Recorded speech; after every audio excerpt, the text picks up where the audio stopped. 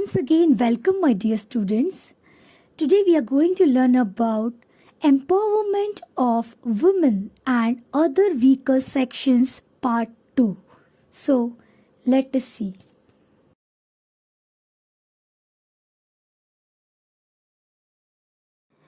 Before go ahead, let us see the recap first. Students, in the last video, empowerment of women and other weaker sections part 1.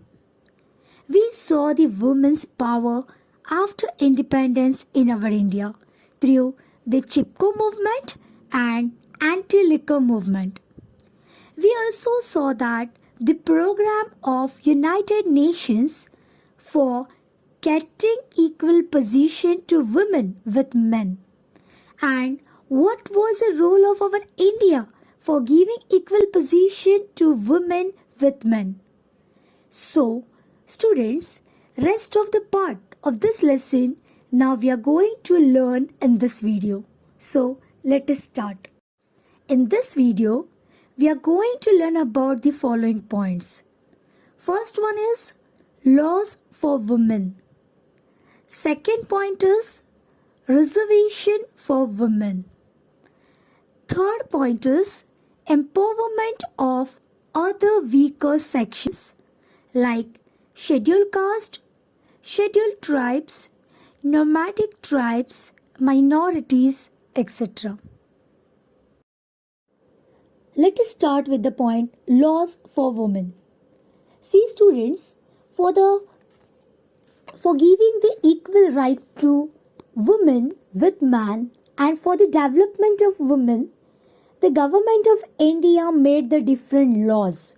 So, let us see the laws for women. First one is women's right to alimony.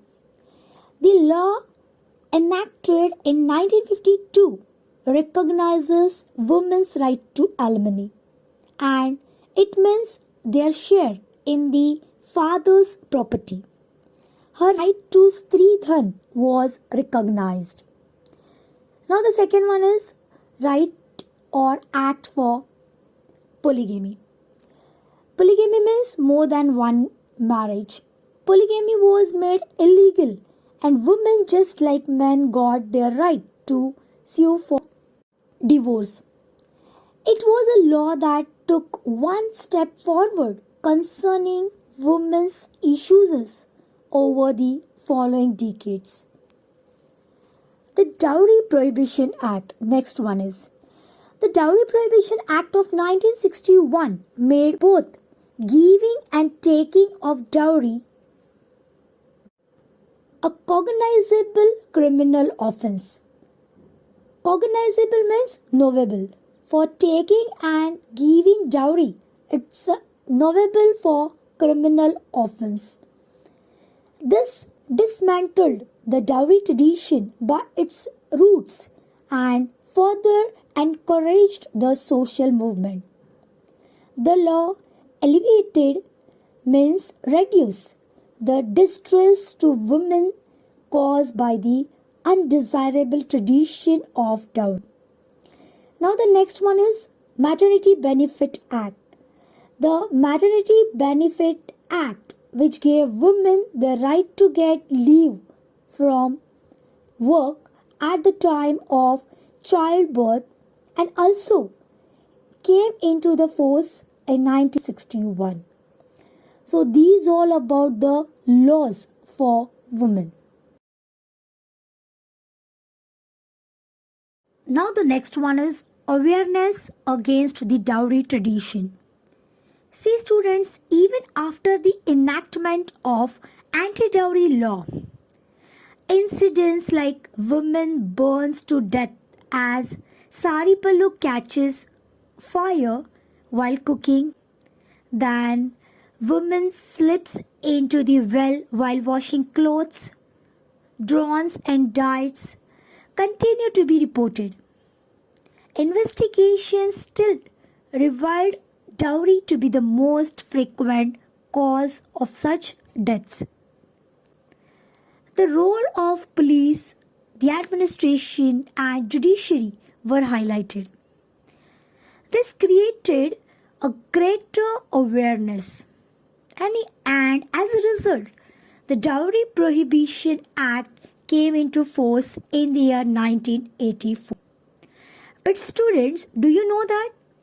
In the year 1988, nearby 2,209 women died as a victim to the dowry tradition.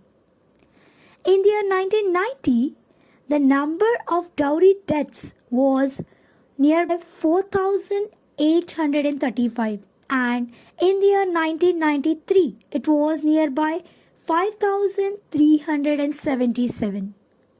These numbers will impress upon you the seriousness of this issue. And as a human being, it is our duty to oppose such a humiliating tradition. Now the next point is family courts.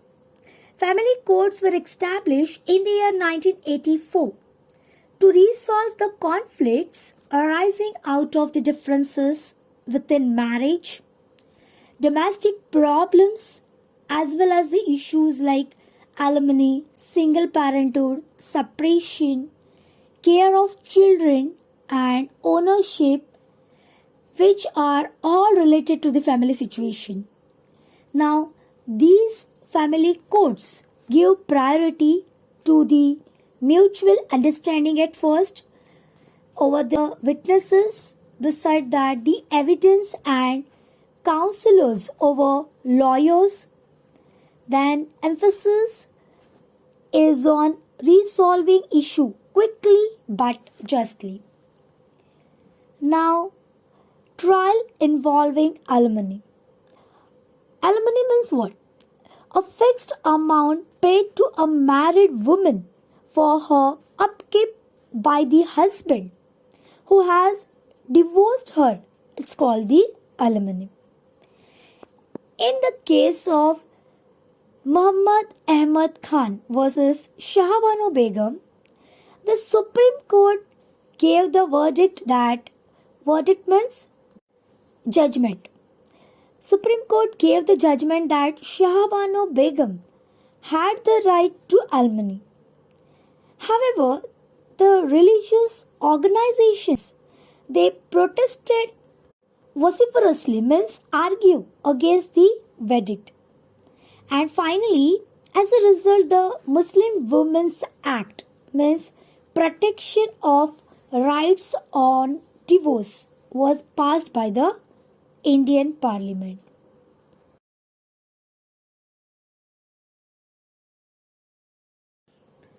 Now the next one is the Commission of Sati or Sati Prevention Act. On 4th September 1987, Rup Kaur, a married woman, she committed sati. She did not do this of her own free will. She was coerced, means pressurized into doing so. Committing sati, glorifying the practice of sati, were all illegal acts. The women activist and journalist Ina Menon, Geeta Sedhu, Sujata Anandan, Anu Joseph, Kalpana Sharma investigated the case, and in the year 1998, the government passed the Sati Prohibition or Sati Prevention Act with very stringent, means strictly, with very stringent provisions, means very strictly they followed. Now the next one is Protection of Human Rights Act. In the year 1993, Protection of Human Rights Act was enacted to prevent injustice to men and women. The National Human Rights Commission, means NHRC, was also formed for this purpose. At the same time, some states, the State Human Rights Commission, SHRC, was also formed on the same lines. Now, This law, which deals with collective operations, the social conditions of divorced women, women and secure workplace, played an effective role in mitigating injustices to women. Now students, the next point is reservation for women. The 73rd and 74th amendments to the Indian Constitution provide for reservation of 1/3 of the seats for women in Gram Panchayat, Panchayat Samiti, Zilla Parishad, municipality and municipal corporation, as well as for the post of Sarpanch, Chairman and Mayor. Maharashtra and 15 other states have reserved 50% seats for women. This provision provides women the opportunity to participate in the business of the community. Now students, in the post-independence period, the Constitution of India accepted the principle of equality for men and women. Hence, women got the important political right to vote. Women got equal right to education and work on par with men. Inhuman practices like sati, dowry and polygamy were banned by law.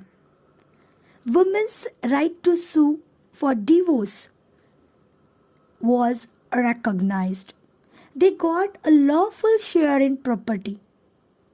In local self-government bodies, seats were reserved for women so that they would have their just share of political power.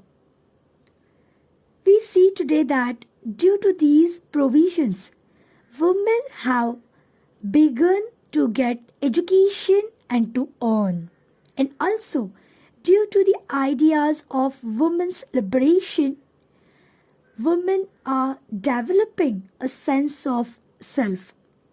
They have begun to participate enthusiastically and with determination in all fields of education, earning money, administration, politics, etc. So, lastly, it proved that reservation for women help us for the upliftment or for the development of the women. Students, we saw how the empowerment of women happened in our India. Now, let us move towards the next point, that is empowerment of other weaker sections. Now, weaker sections included scheduled caste, scheduled tribes, nomadic and denotified tribes, minorities, etc. So, let us see about scheduled caste first. See students, in the post-independence period, our Indian Constitution adopted the values of freedom, equality, fraternity and social justice. In accordance with this, the practice of untouchability was banned by law.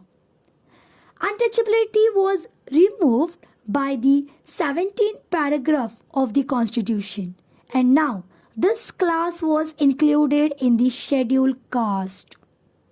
In view of the educational and social backwardness of this caste, they were given reservations in education as well as job to facilitate their development. Now the next one is scheduled tribes. See student, just like the scheduled caste, these scheduled tribes, or we call them Adivasis, who lived in remote parts of the country and also face several difficulties. As they have lived far away from the progress made in modern times, they are economically and socially backward.